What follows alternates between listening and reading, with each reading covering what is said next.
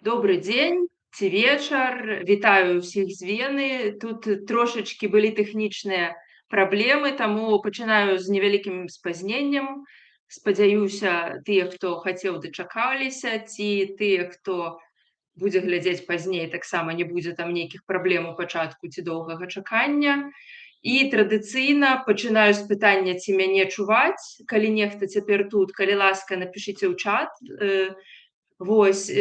Я пакуль раскажу, што ў нас тут у Вене адбываецца. Мы толькі нядаўна перажылі чарговую хвалю спёкі, ўжо другая гэтым летам у Вене спёка, калі ажно да 40 градусаў падымалася тэмпература. Ужо найбліжэйшыя дні абяцаюць больш-менш прымальнымі, але сёння ў нас зноў 36 было. Так што лета ў нас зусім спякотнае. Ну, але мы, спадзяюся, ва ўсіх, хто перажыў гэтыя спякотныя дні, гэта ўсё адно былі цікавыя плённыя дні.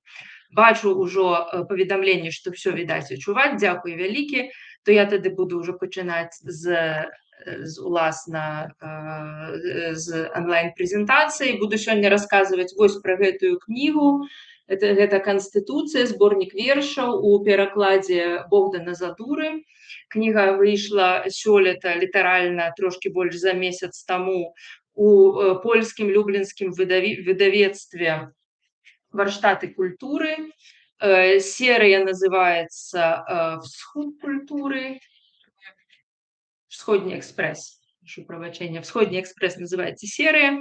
Ну і, безумоўна, пачну з падзяк і вялізны дзякуй перакладчыку Богдану Задуры, які гэта ўсё пераклаў, дзякуючы яму, уласна, ён зрабіў гэты першы крок, дзякуючы яму гэтая кніга з'явілася. Таксама вялізны дзякуй усёй камандзе выдавецтва «Варштаты культуры», якія сапраўды вельмі шмат працавалі над тым, каб гэтая кніга выйшла і была такая прыгожая. І вялізны дзякуй рэдактарцы перакладаў Йоанне Бернатовіч, а таксама, уласна, рэдактарам серыі «Всходні экспрэс» Андрэй Савінец і Александра Зінчук. Дзякуй вялізны каардынатарцы гэтага праекта Вользе Мацюпе. І вось вокладка. Увогуле вельмі заўважнае выдавецтва «Варштаты культуры» вокладкі. Яны все такія мінімалістычныя, вельмі строгія, прыгожыя. Калі паказваю гэтую кнігу замежнікам, усе кажуць, што ну так, відаць, польская школа дызайну. І тут вокладкі для гэтай серыі робіць дызайнерка Эвеліна Крушевска. І вось тут, на гэтай вокладцы, адразу відаць, што вось нешта ламаецца, што вось быў нейкі парадак, ці нешта было, але яно пачало ламацца, і адразу відаць, што ламацца будзе далей. Сёлета у гэтай серыі выйшла яшчэ адна беларуская кніга, я яе зараз таксама пакажу. Буду сёння паказваць кнігі, бо нейкія сур'ёзныя праблемы ў мяне з інтэрнэтам. Вось, выйшла таксама ў польскім перакладзе таксама Богдана Задуры кніга Альгерда Бахарэвіча «Przeszukanie в музеум», то бок «Ператрус у музеі». Вось, і яна таксама вельмі прыгожая, яскравая вокладка. Добра відаць, што серыя такая вельмі прадуманая з эстэтычнага гледзяшча. Кнігу Альгерда Бахарэвіча па-польску я не чытала, бо чытала яе ўжо па-беларуску, але вось маю яе ў сваёй бібліятэцы. Таксама хачу трошачкі сказаць пра прыгожае яшчэ афармленне, літаральна пару словаў, бо тут, можа, не будзе відаць у відэа, але тут паралельна ідзе беларускі і польскі тэксты, і таксама шрыфт такі цёмна-фіялетавы, ёсць такія прыгожыя встаўкі фіялетавага колеру. Карацей, кніга сапраўды атрымалася вельмі прыгожай, і мне вельмі прыемна яе трымаць, так што вялізная падзяка ўсім, хто над ёй працаваў. Увогуле, у гэтай серыі «Всходні экспрэс» выходзіла ўжо даволі шмат беларускіх аўтараў у польскім перакладзе. Многіх іх сапраўды пераклаў Богдан Задура, але пра гэта я трошачкі пазней раскажу. З таго, што апошнія гады можна назваць і Юлю Тимофееву, і Сергея Прылуцкага, Андрэя Адамович, Владзімир Арлоў, Сергей Кавалёў выходзілі ў польскіх перакладах у выдавецтве «Варштаты культуры». Але таксама вельмі шмат у гэтай серыі выходзіць украінскіх перакладаў з украінскай літаратуры. І можна паглядзець у іх на сайце, сапраўды вельмі добра прадстаўленая сучасная украінская літаратура. Але апроч беларускіх, украінскіх аўтараў ёсць там і з іншых краін. Увогуле гэта лічыцца серыя літаратуры сярэдняй, цэнтральнай і ўсходняй Еўропы, літаратуры сярэдкова-ўсходняй. Літоўцы там ёсць, таксама, напэўна, хтосьці з латышоў ёсць. І ёсць там таксама аўтары, якіх мы ведаем і па беларускіх перакладах. Напрыклад, Ілля Камінскі, ну і Сергей Жадан. Сёлета якраз прэзентавалася ягоная кніга. Там новы пераклад. Вось. І трошкі больш я раскажу пра гэтую кнігу пазней, але як я ўжо ў гэтых стрымах прывыкла, пачну з гісторыі, бо сёлета гэтай кнізе Канстытуцыі спаўняецца 4 гады, але з'явілася яна, ідэя гэтая з'явілася ў мяне ў 2021 годзе, і прыкладна вось у гэтыя самыя дні, то бок роўна 5 гадоў таму у мяне з'явілася ідэя напісаць вось нейкую такую кнігу. Я пра тое, як я пісала, пра што гэта, я вельмі шмат расказвала і ў розных інтэрв'ю, і на прэзентацыях, і таксама, напэўна, у самым першым стрыме. Таму вельмі коротка згадаю, што увогуле першы раз я падумала пра такую кнігу у гадавіну выбараў 9 жніўня 2021 года. І тады я падумала, што хачу зрабіць такую кнігу, дзе б супрацьпастаўлялася бюрократычная мова і мова паэтычная. І нейкі бюрократычны тэкст мне трэба было б узяць, і першапачаткова я проста думала, што я яго перапішу неяк такім паэтычным чынам. Ну і які бюрократычны тэкст взяць? Перадусім прыходзілі ў галаву розныя законы. Ну, я вырашыла взяць асноўны закон, Канстытуцыю беларускую, пачала яе чытаць і пачала рабіць нейкія такія. У выніку ўсё ж такі гэта было не перапісванне тэксту, але нейкія такія паэтычныя, нейкія варыяцыі на тэму. І вось калі мне гэта ідэя прыйшла ў галаву, у першы ж дзень я напісала недзе з 20 такіх кароткіх, можа, 4, 6, 7 радкоўяў, і амаль усе яны проста ні да чаго не падыходзілі. Гэта ўвогуле, я думаю, вершамі назваць было немагчыма. Амаль усе яны трапілі на сметніцу даволі хутка. І толькі вось з гэтых першых маіх намацванняў, гэтых 20 протатэкстаў, толькі 2 у выніку захаваліся. І я зараз прачытаю 2 гэтыя тэксты, бо яны сапраўды вельмі кароткія. І самы першы тэкст, увогуле, з якога пачынаецца гісторыя Канстытуцыі, гэта быў такі водгук на першы артыкул беларускай Канстытуцыі. Ён увогуле не ў Канстытуцыі выйшаў, а ён выйшаў у такой тоненькай кнізе леташняй, якая называецца «Надзейны сродак ад прывідаў». Яна выйшла, Дмітрий Строцаў выдаў у серыі выдавецтве «Похрод Мінск». Гэта вось зараз я яго прачытаю. На здымках з космасу зямлю разразаюць не межы, а аблокі, зоны высокага і нізкага ціску. Кожны чалавек носіць свае межы з сабой. Зайсці да суседа на каву. Акт замежнай палітыкі. Вось з гэтага верша пачалася гісторыя Канстытуцыі. Ну, а ўжо другі верш, які я з той 20-кі не выкінула, а у выніку пакінула, і ён абсалютна без зменаў у выніку кнігу ўсё ж такі трапіў. Пад назвай артыкул 15. Сам артыкул спачатку прачытаю. Дзяржава адказная за захаванне гісторыка-культурнай і духоўнай спадчыны, свабоднае развіццё культур усіх нацыянальных супольнасцяў, якія пражываюць у Рэспубліцы Беларусь. Ну і вось, уласна, гэты верш. Артыкул 15. Кожная культура мае свой арэал, штрыхаванай керамікі ці пеніцыліну. Дрэвы узносяць аркады, у гонар гравітацыі. Крапіва усмоктвае рытмы месячных сутак, каб выдраць сябе з невядомасці. Нават неўроз, гэта не менш, чым джаз, а арытмія саната Бетховена. Такім чынам, у мяне былі два гэтыя тэксты, і спачатку я, безумоўна, амбітна думала, што я такім чынам перапішу ўсю канстытуцыю беларускую, і будуць такая тоўстая кніга, але ў выніку аказалася, што першых двух раздзелаў мне было цалкам дастаткова, бо менавіта яны ахопліваюць самыя такія грунтоўныя базавыя пытанні жыцця чалавека, як яны акрэсленыя Канстытуцыяй, то бок улада, закон, узаемаадносіны паміж дзяржавай і яе грамадзянінам, сям'я, ахова прыроды, культура, нацыянальная прыналежнасць, падаткі, здароўе, праца і гэтак далей.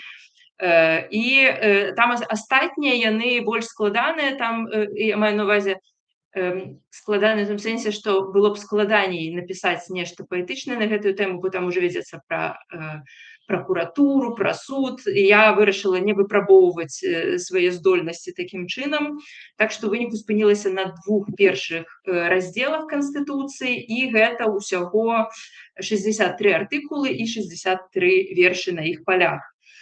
І калі ўжо гэтую ідэю яна так больш-менш аформілася, акрэслілася, яна выйшла за межы супрацьпастаўлення бюрократычнай мовы і паэтычнай, бо вялося ўжо таксама і пра нейкі экапаэтычны погляд, а таксама пра станаўленне асобы ў аўтарытарным грамадстве. І прыкладна наступныя паўгода я хадзіла і думала толькі пра гэтую кнігу. І гэта, напэўна, самы інтэнсіўны час у маім жыцці, калі я пісала вершы, бо я направду хадзіла, шукала ўсюды метафары, бо я для кожнага артыкула Канстытуцыі спрабавала знайсці нейкі ключ, нейкую метафору, часцей за ўсё з прыродазнаўчых навук. І вельмі часта я хадзіла па розных музеях прыродазнаўчых, але не толькі, і шукала там таксама нейкія прыдатныя вобразы. І вось вельмі вялікую частку працы над гэтай кнігай я зрабіла на рэзідэнцыі ў Гданьску. У кнізе, дарэчы, ёсць падзяка. Зараз я яе знайду. Таксама на той момант я, можна сказаць так, вучылася, праходзіла нейкі такі курс у школе экапаэтыкі пры Варшавскім інстытуце рэпартажу, якую арганізавала гэтую школу Юлія Федорчук, польская паэтка Юлія Федорчук і польскі пісьменнік, рэпартажыст, журналіст Філіп Спрынгер. І вось таму ў гэтай кнізе ёсць падзякі і для школы экапаэтыкі, а таксама для праграмы літаратурных рэзідэнцый горада Гданьска, бо значная частка кнігі была напісаная менавіта ў Гданьску.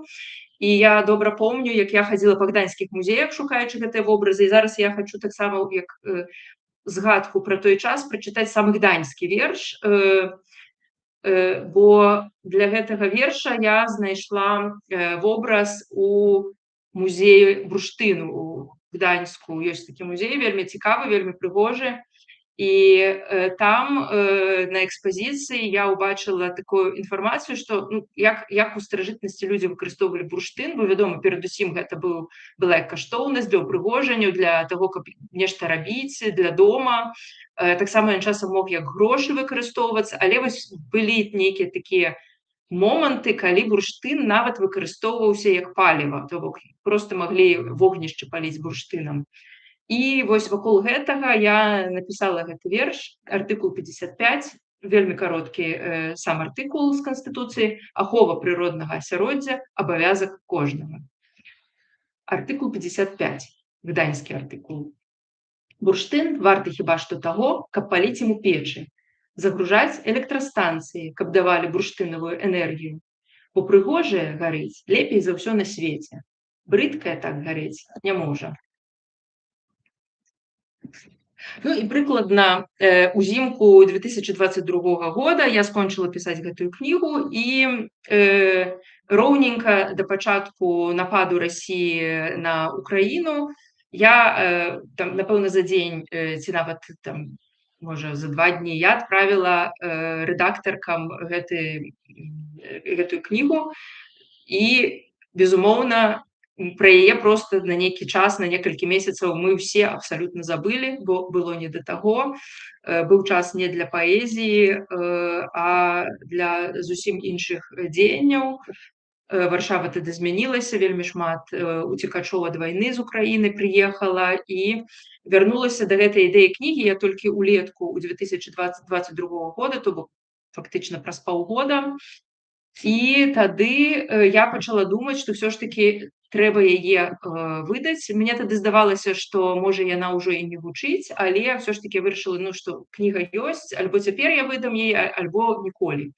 І тады я ўжо жыла на той момант у Польшчы, і я пачала думаць, дзе мне яе выдаць, у Беларусі ці ў Польшчы. І гэта быў час, калі яшчэ было нашмат больш магчыма у Беларусі, таму я вырашыла, а навошта выбіраць. Ну і першы варыянт гэтай кнігі, ён з'явіўся ў Беларусі вось з такой вокладкай і з зусім іншай назвай. Вокладка гэтая зробленая паводле геалагічных старых з 19 стагоддзя даведнікаў. Тут жа з'явіўся аманіт і назва геалогія вершы, напісаныя ў музеі. Дарэчы, таксама люблю расказваць, што гэта двукроп'е з'явілася абсалютна выпадкова. Я проста забыла яго прыбраць, бо я не думала, што на вокладцы гэта двукроп'е будзе, але у выніку цяпер я да яго прывыкла, яна мне нават падабаецца. Вось, і гэтая кніга выйшла вельмі маленькім накладам у Мінску, 99 экземпляраў, таму мала ў каго яна, напэўна, ёсць. У мяне ёсць адзіны экземпляр, напэўна, больш яе немагчыма нідзе знайсці. І паколькі кніга называецца «Геалогія», то тут няма артыкулаў з Канстытуцыі, тут чыста ідуць адныя вершы, і яны называюцца не артыкулы, а выкапні. Выкапень 1, выкапень 2, выкапень 3 і гэтак далей. І, напэўна, яны не вельмі суадносяцца з нейкімі законамі ці з нечым яшчэ і чытаюцца самастойна. Не ведаю, як яно сапраўды чытаецца, але вось такая невялічкі такі рарытэтик існуе. І ў жніўні 22 года, ужо 4 гады таму я і кажу, што гэтай, уласна, Канстытуцыя спаўняецца цяпер 4 гады, гэтая кніга выйшла ўжо ў Польшчы у выдавецтве беластоцкім фундацыя «Камунікат.орг». Гэта увогуле выдаваць гэтую кнігу было цяжка, бо ў 2022 годзе ўсё ж такі яшчэ сітуацыя была, як было прасцей нешта выдаць у Беларусі, так было нашмат цяжэй нешта выдаць у Польшчы, таму што яшчэ большасць выдавецтваў існавала ў Беларусі, многія яшчэ не паспелі паўстаць, ці тыя, што ўжо з'явіліся, пачалі з'яўляцца за мяжой, яны яшчэ так набіралі сілу, таму я так шукала, хто б мог выдаць. У выніку мы яе выдалі з камунікатам, але гэтую кнігу я выдавала за ўласны кошт. І я думаю, што гэта першы раз, калі я публічна пра гэта гавару, але у нейкім сэнсе гэта было для мяне псіхалагічна складана, але я насамрэч думаю, што гэта было для мяне вельмі важнае рашэнне, таму што іначай, калі не было магчымасці выдаць іначай, мне было важна, каб яна выйшла менавіта ў той момант. Я думала, што яна з часам будзе старэць, чым далей будзе мінаць час, тым больш яна будзе старэць. І, дарэчы, з таго часу я выдала яшчэ адну кнігу за свой кошт. Гэта быў такі невялікі наклад у Польшчы, прадаваўся таксама, напэўна, 22-23 годзе, экалагічная казка «Вам дапаможа Ква» з ілюстрацыямі Ліліі Давыдоўскай. Ну і, ў прынцыпе, цяпер, калі я пра нейкія кнігі думаю, я не ўспрымаю гэта як нешта змрочнае, што трэба выдаваць кнігу за свой кошт. Гэта рэаліі нашага жыцця, часам сапраўды даводзіцца нешта такое рабіць.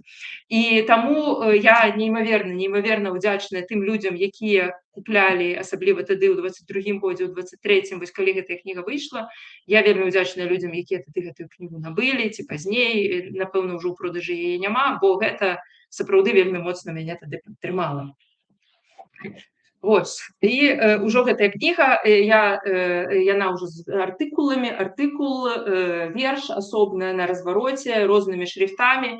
І як я часам жартую, што гэтая кніга гэта яшчэ і даследаванне цэнзуры ў Беларусі, таму што можна паглядзець, што робіць ці самацэнзуры нават у Беларусі, што робіць самацэнзура з кнігамі, вось яны робяцца ўдвая танчэйшымі. Хаця самі вершы нічым не адрозніваюцца. Па-мойму, я памяняла толькі адно слова, але гэта калі уласна калі браць уласна мае вершы, а не тэкст законаў, я памяняла толькі адно слова, і тое чыста таму, што там граматычна неяк здаецца мінулы і цяперашні час, бо праўка зусім незаўважная. Вось, і кніга тады пачала жыць уласным жыццём, і першыя пераклады з'явіліся дзякуючы праекту Free All Words. Гэты праект дагэтуль можна знайсці ў інтэрнэце. Там вісяць пераклады беларускіх і украінскіх паэтаў, але пісьменнікаў таксама там ёсць празаічныя фрагменты, на розныя перакладзеныя на розныя мовы, і там ёсць пераклад на некалькі моваў таксама некалькіх вершаў з канстытуцыі, што мне вельмі дапамагала таксама на чытаннях, калі едзеш кудысьці на фестываль, на чытанні ўжо ёсць нейкія пераклады. І сярод гэтых перакладаў былі пераклады на дацкую, якія зрабіла Тріне Сёндергард, дацкая перакладчыца. І зараз я трошачкі больш пра яе раскажу, таму што Тріне пасля сама звярнулася і да мяне, і да дацкага выдавецтва з прапановай зрабіць кнігу па-дацку цалкам. І вось я ўжо яе паказваю.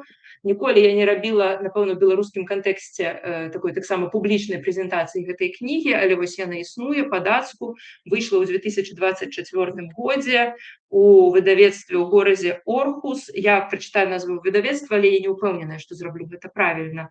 Forlaget Silkeføret. Так называецца гэтае выдавецтва. Яно спецыялізуецца у тым ліку на паэзіі, на перакладной паэзіі. Тріне Сёндергард перакладчыца, якая перадусім працуе з рускамоўнай літаратурай, і яна пераклала даволі шмат кніг з рускай мовы, як класічнай літаратуры, так і сучаснай. Але вось яна як вырашыла пашырыць сваю сферу зацікаўлення, і можна паглядзець яе біяграфію на старонцы Free All Words, але таксама можна паглядзець, там ёсць пераклад фрагментаў эсеістычных тэкстаў Алеся Бяляцкага. Вось яна дзве гэтыя з маёй канстытуцыі і вось з прозы Алеся Бяляцкага зрабіла пераклады на дацкую мову. Праца у нас была таксама вельмі сур'ёзная над гэтым перакладам, таму што для таго, каб перакладчыцы было прасцей працаваць, я рабіла для яе падрадкоўнікі на рускую мову, то бок я высылала ўсе файлы для яе такіх двух варыянтах. З аднаго боку было па-беларуску, з другога па-руску. Яна магла глядзець і то, і таксама я запісала цалкам усю кнігу аўдыё, каб было чуваць, як гучыць мова, мелодыя, націскі і гэтак далей. І у нас было вельмі актыўнае, вельмі цікавае ліставанне. Мы вельмі шмат абмяркоўвалі нейкія моманты з перакладу, яна мне задавала пытанні, я на іх адказвала. І гэта ліставанне было само па сабе для мяне вельмі цікавым досведам, каб зразумець, якія ўвогуле пытанні можа выклікаць гэтая кніга. І таксама Тріна прапанавала мне напісаць прадмову для дацкага чытача, не прадмову, тут хутчэй пасляслоў, яна, по-моему, так, пасляслоўе, проста каб расказаць кантэкст, як паўстала гэтая кніга, пра 20-й год, што ў нас адбывалася, што адбывалася на той момант. Гэта пісалася прадмова ў пачатку 2024 года, то бок ёсць там згадка і пра палітвязняў, колькі іх было на той момант, і пра выбары, і пра рэпрэсіі, і пра тое, як усе гэтыя тэмы, і экалагічную тэму, і тэму палітычную, і тэму мовы я паспрабавала спалучыць у адным выданні. Цікава, што мы ніколі дагэтуль з перакладчыцай, з Тріне Сёндергард, мы ніколі з ёй не сустрэліся офлайн. Мы ўвесь час былі ў кантакце праз лісты, Але і таксама я не была ні разу на прэзентацыі ў Даніі, то бок толькі вось мне выдавецтва даслала поштай гэтую цудоўную кнігу. Таксама з выдавецтвам мы даволі шмат кантактавалі, яны абмяркоўвалі са мной вокладку і увогуле як вёрстку, як гэта кніга будзе выглядаць. Это была вельмі таксама цікавая прыемная праца. Але я ні разу не была я была на чытаннях да таго ў Даніі, але вось ужо з гэтай кнігай пакуль што не была на чытаннях і не сустракалася з перакладчыцай, спадзяюся, ўсё яшчэ наперадзе. Ну але трошачкі дагэтуль, ну, вось гэтую кнігу пакуль адкладаю, пасля да яе яшчэ вярнуся. Але цяпер ужо перайду да перакладаў на польскую мову і увогуле Богдан Задура так выпадкова атрымалася, што быў не першым перакладчыкам вершаў з Канстытуцыі, бо яшчэ пасля маёй стыпендыі у месячнай у Гданьску, калі я, ўласна, вельмі актыўна над гэтай кнігай працавала, была патрэба перакласці некалькі тэкстаў, напэўна, там быў 1 ці 2 тэксты, бо была ідэя зрабіць нейкую такую там ці то плакаты, ну, карацей, нешта, недзе мусілі быць надрукаваныя некалькі вершаў з тых, якія стыпендыяты працавалі вось падчас свайго побыту. І тыя вершы, некалькі вершаў пераклаў на польскую Томаш Мруз, але потым пачалася вайна, Расія напала на Ўкраіну, і гэтыя все пераклады таксама былі надоўга адкладзеныя на год. У 2023 годзе 4 вершы ў перакладзе Томаша Мроза, якія зрабіў Томаш Мруз, выйшлі ў кракаўскім часопісе «Час літаратуры» з ягонай прадмовай. І прыкладна тады ўжо я яшчэ тады жыла у Варшаве, хадзіла на беларускія, на польскія, на беларуска-польскія імпрэзы, і ў нейкі момант я падпісала адзін асобнічак кнігі Богдану Задуры, і праз нейкі час атрымала ад яго мэйл, дзе ён напісаў, што ён пераклаў гэтую кнігу. І так пачалася ўжо гісторыя нашай супрацы з Богданам Задурам, але я спачатку трошачкі раскажу пра яго. Богдан Задура – гэта вельмі вядомы польскі паэт, перадусім вядомы як паэт, таксама як перакладчык. І я ведала, што ў яго вельмі шмат паэтычных кніг выйшла, але вось зараз, рыхтуючыся, залезла на Вікіпедыю, і аказалася, што іх нашмат больш, чым я думала. Ён сапраўды напісаў больш за 20 кніг паэзіі, таксама даволі шмат кніг празаічных, эсеістычных, ну і вельмі шмат пераклаў. Ён вядомы перадусім як перакладчык украінскай і беларускай літаратуры на польскую, але таксама, мяркуючы па ягонай бібліяграфіі, пачынаў з англійскай. І вось што цікава, я спрабавала знайсці ўвогуле бібліяграфію усяго, што Богдан Задура пераклаў з беларускай, бо сапраўды вельмі шмат, але на Вікіпедыі па-польску ягонай няма ніводнай згадкі пра беларускія пераклады, ёсць толькі згадкі ягоных перакладаў з англійскай і украінскай. Не ведаю, што гэта значыць, ці значыць гэта штосьці яшчэ. Тады я так яшчэ трошачкі пашукала, сапраўды не знайшла ягонай бібліяграфіі, таму я паспрабавала вось сёння перад гэтым стрымам трошачкі расказаць, пашукаць, такі скласці для сябе спіс кніг. Гэта далёка не поўны спіс кніг, твораў, якія Богдан Задура пераклаў з беларускай на польскую. Ну вось з нядаўніх, як я ўжо паказвала, выйшаў, апроч Канстытуцыі, выйшаў яшчэ «Ператрус у музеі». Таксама выйшла 2 кнігі, ці нават 3, я не вельмі ўпэўненая, але вось цяпер у продажы актуальным у варштатах культуры в Любліні можна набыць 2 кнігі паэтычнай Юліі Тимофеевай у перакладзе Богдана Задуры, аўтапортрэт в пастачы песткі авокадо і аўтапартрэт у выглядзе костачкі авокадо і цыркальны верш. Таксама кніга Сергея Прылуцкага «Патрыятызм для чайнікаў», малая медычная энцыклапедыя Альгерда Бахарэвіча, зборнік вершаў Владзіміра Арлова «Паручнік Пятровіча і Хорунжы дух», «Паручнік Пятровіч, прапаршчык здань». І, напэўна, яшчэ была кніга, напэўна, «Паром праз Ла-Манш». Яшчэ адна паэтычная кніга, я прыгадваю, была. 2 кнігі Андрэя Адамовіча, паэтычная «Дзень паэзіі, смерці дзень» і «Таўсціла і лешч». Таксама «Сарматыя» Марыі Мартысевіч. Дакладна помню, што былі вершы Андрэя Хадановіча.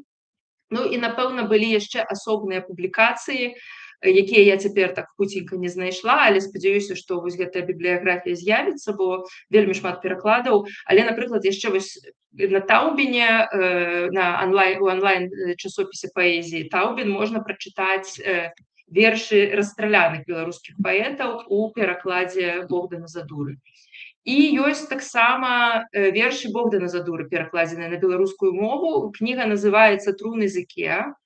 Яна выйшла ў 2016 годзе ў выдавецтве Логвінаў. Напэўна, цяпер як кнігу яе ўжо знайсці нідзе немагчыма, але ёсць падборка гэтых перакладаў, частка нейкая невялікая колькасць гэтых перакладаў, надрукаваная на часопісе «Прыйдзі свет».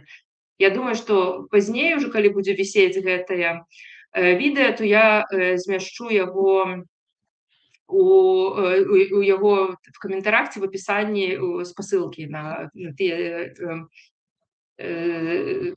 нейкія сайты, пра якія я згадваю.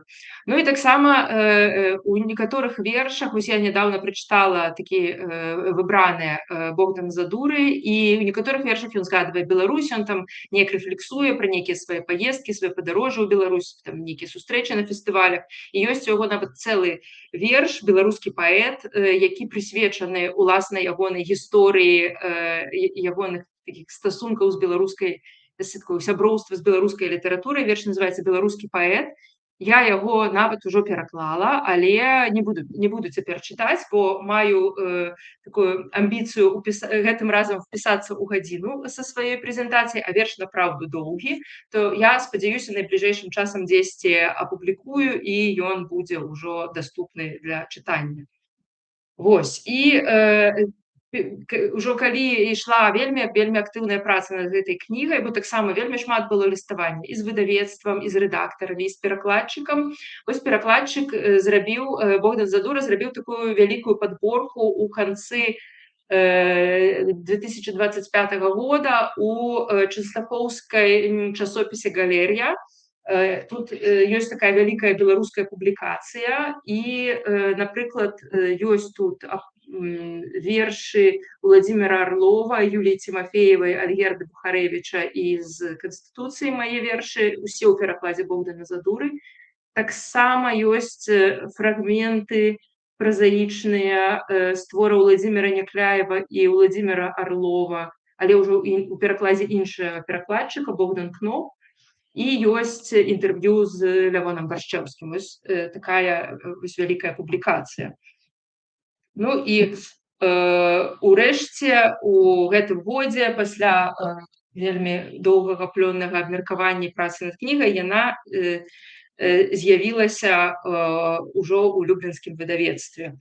І для мяне гэта было вельмі, хацела яшчэ параўнаць гэтыя дзве кнігі, што цікава, калі мы абмяркоўвалі з перакладчыцай гэтую кнігу, то як варыянт я прапаноўвала друкаваць на іх жаданне ці з артыкуламі з беларускай канстытуцыі, ці чыста вершы.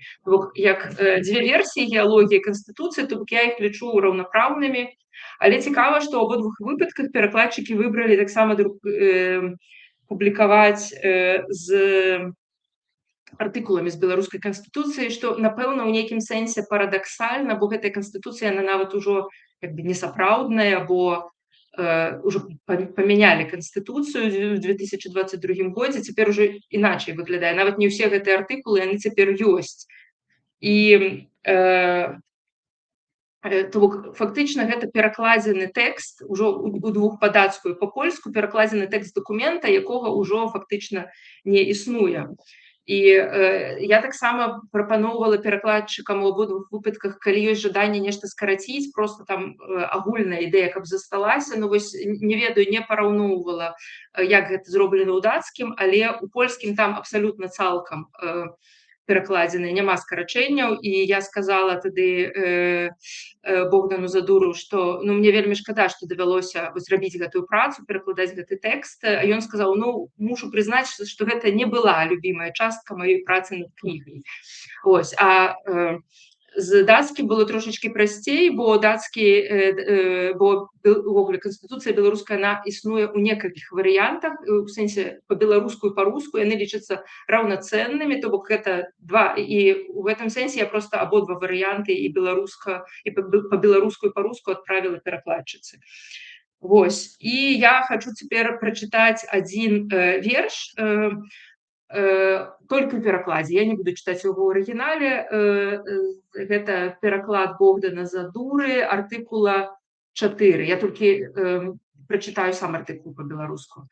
Дэмакратыя ў Рэспубліцы Беларусь ажыццяўляецца на аснове разнастайнасці палітычных інстытутаў, ідэалогій і поглядаў.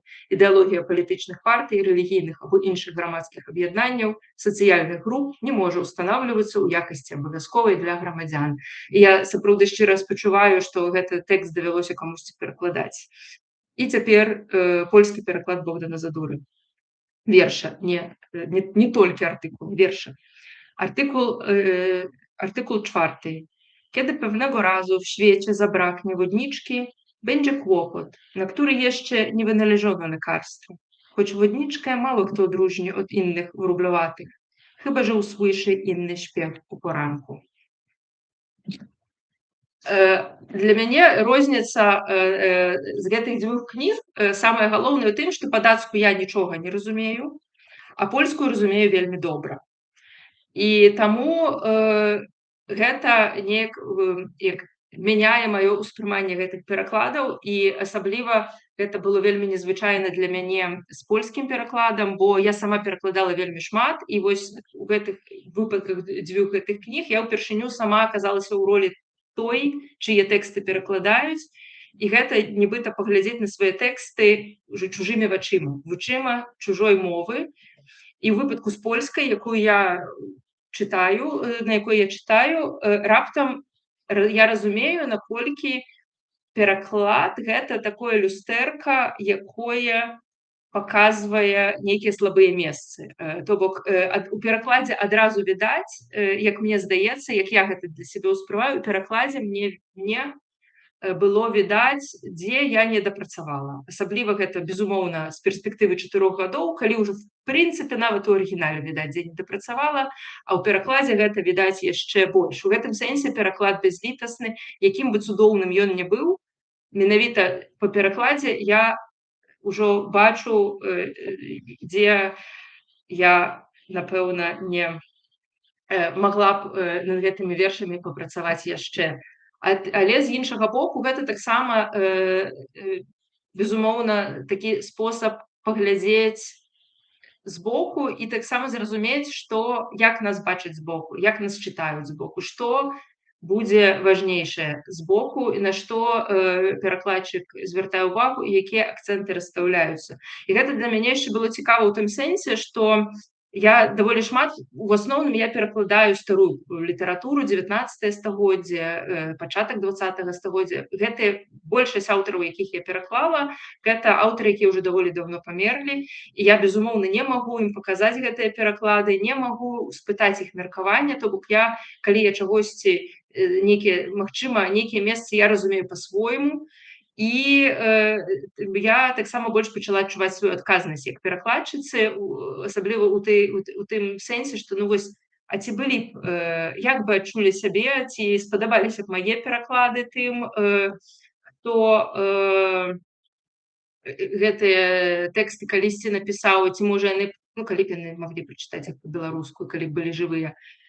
І калі перакладаеш рыфмаваную паэзію, такую больш класічную, то часам даводзіцца і радкі перастаўляць, каб рыфму падабраць і каб лепш на сваёй мове сфармуляваць, то думаю, што не ўсе аўтары былі б задаволеныя маімі перакладамі, але гэтыя пераклады мне сапраўды вельмі падабаюцца, я імі захапляюся, і толькі часам бачу, што перакладчык вельмі дакладна перакладае як плюсы гэтай паэзіі, так і мінусы яе. І я звычайна, як я ўжо казала, я жартую, што па гэтай кнізе па гэтых дзвюх кнігах відаць, што самацэнзура робіць з кнігамі, бо выдадзены ў Беларусі варыянт удвая танчэйшы за выдадзены ў Польшчы. Але вось так атрымліваецца, што канстытуцыя расце і ўжо білінгва, яна ўжо таўсцейшая. І паглядзім, это нейкае незвычайнае жыццё кнігі, кніга набірае вагу. І гэтую кнігу я прэзентавала, я ездзіла на прэзентацыю сёлета у пачатку ліпеня ў Люблін на фестываль «Wschód культуры інным бжмення». Гэта такі традыцыйны штогадовы музычны фестываль, але ў рамках якога ёсць таксама літаратурныя імпрэзы, і выдавецтва «Варштаты культуры» прэзентуе сваіх аўтараў. Быў там таксама Альгерд Бахарэвіч з прэзентацыяй ператрусу ў музеі па-польску. Быў на абедзвюх імпрэзах перакладчык Богдан Задура. І мы, на жаль, з Альгердам Бахарэвічам не сустрэліся, бо ў розныя дні ў нас былі. Ён з'ехаў, я яшчэ не прыехала. Але абодва нашыя выступы ёсць на Ютубе. Я таксама дам спасылку, так што можна нас паслухаць. Я яшчэ не слухала выступ Альгерда Бахарэвіча, але хачу, бо мне вельмі цікава, як прадстаўляецца, якія пытанні задаюць палякі, што ім цікава наконт гэтай кнігі. Таму сама буду глядзець і таксама раю. Можна паглядзець таксама відэа са мной, паслухаць мою кепскую польскую. І мадэратарам гэтай сустрэчы, это была сустрэча, там удзельнічала я і Богдан Задура, але мадэратарам быў Ян Бурнатоўскі, польскі літаратуразнаўца, рэдактар, літаратурны крытык. І я з ім ужо раней сутыкалася, бо менавіта ён быў рэдактарам часопіса «Час культуры», «Час літаратуры», у якім вось першыя самыя пераклады Томаша Мроза друкаваліся. Першыя пераклады з Канстытуцыі. Я, дарэчы, не ведаю, на якой мове прэзентаваў сваю кнігу Альгерд Бахарэвіч, таксама цікава паглядзець. Вось. І гэта была мая першая такая прэзентацыя ўжо з уласнай кнігай. Бо я ездзіла на фестывалі, але, звычайна, у мяне не было раней такой магчымасці ўжо чытаць нешта, і каб была кніга ў руцэ. І для мяне было асабліва цікава тое, якія пытанні задавалі, і выбар тэкстаў. Бо, звычайна, я калі на беларускіх прэзентацыях чытаю нейкія вершы, то ў мяне ёсць такі выбар нейкіх маіх любімых тэкстаў, які амаль заўсёды чытаю. А цяпер на гэтай польскай прэзентацыі мы абмяркоўвалі, якія вершы мы чытаем, і там пад свае пытанні мадэратар папрасіў нейкія канкрэтныя вершы прачытаць, і для мяне гэта быў вельмі незвычайны, таксама невідавочны выбар. Ось.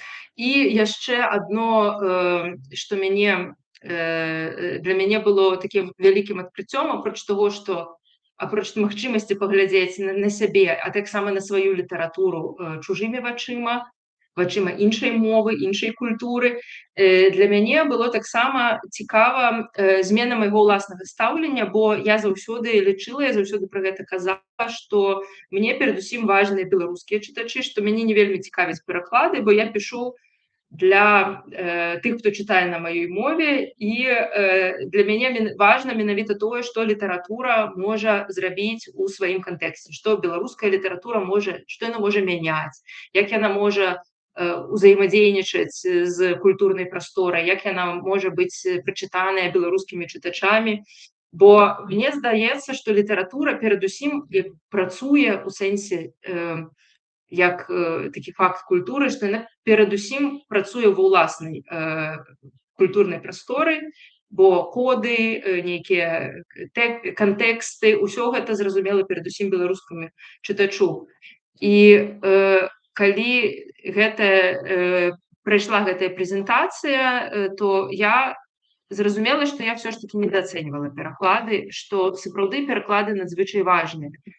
Гэта я не буду казаць, што наколькі важна гэта для пісьменнікаў, якія жывуць у эміграцыі, бо толькі праз пераклады нас могуць чуць у тых краінах, у якіх мы цяпер жывем.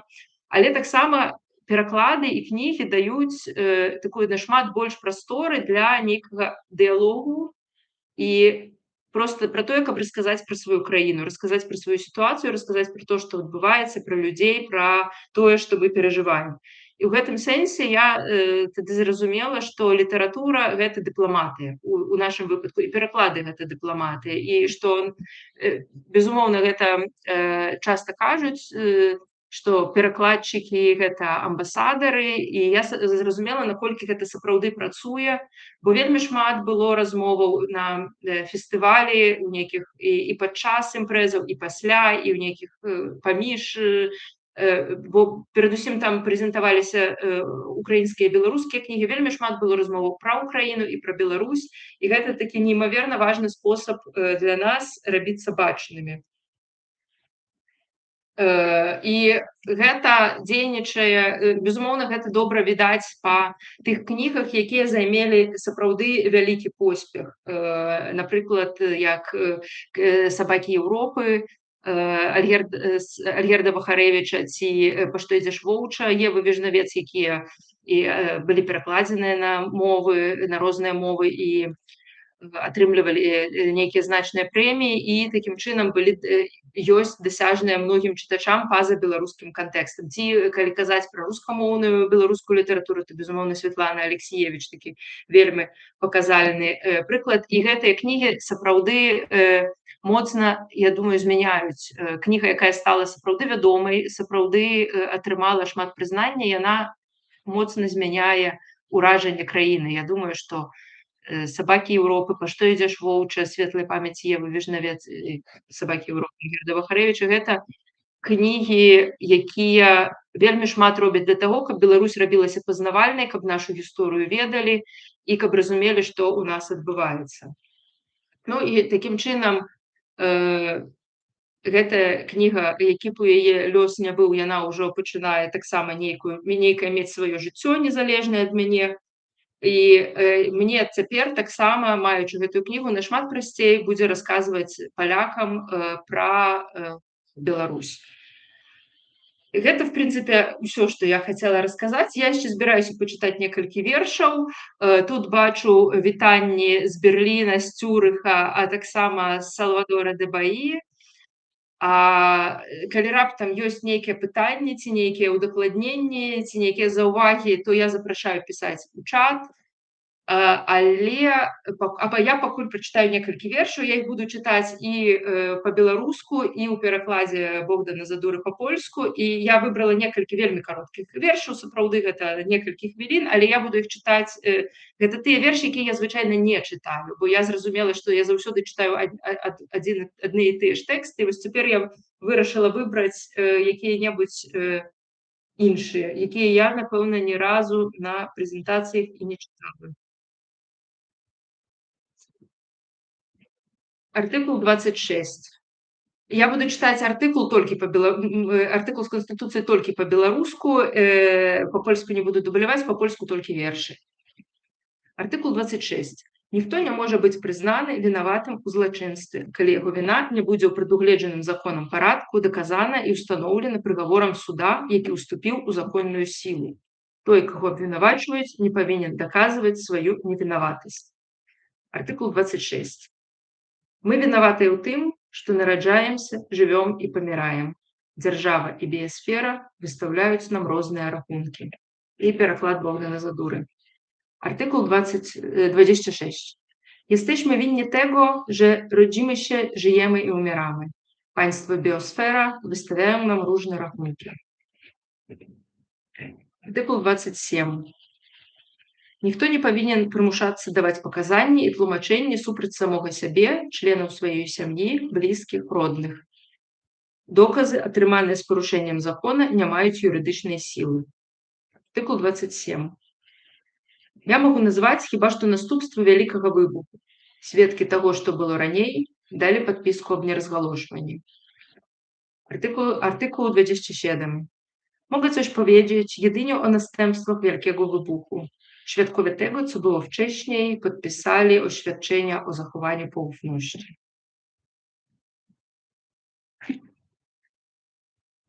Artykuł 52.